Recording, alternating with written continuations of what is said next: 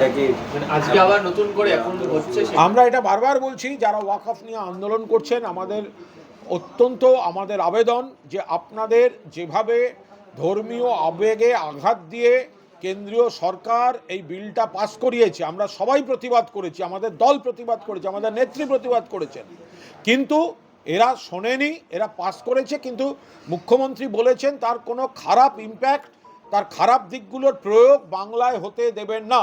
আপনারা দয়া করে আপনারা প্রতিবাদ গণতান্ত্রিকভাবে করুন, এমন কোনো কাজ করবেন না, এমন কোনো উগ্রতা দেখাবেন না, এমন কোনো হিংসাত্মক ঘটনার প্ররোচনায় পা দেবেন না, যাতে বিজেপি আবার নতুন করে এটাকে ইস্যু করতে পারে এবং আরও বিকৃত প্রচার তারা চাইছে প্ররোচনা দিতে। এবং আপনাদের আবেগ, আপনারা নিশ্চিতভাবে আপনাদের প্রতিবাদ রাখবেন। আর মুখ্যমন্ত্রী 16 তারিখ এই ইস্যুতে বৈঠক ডেকেছেন, বৈঠকে বসছেন, আস্থা রাখুন।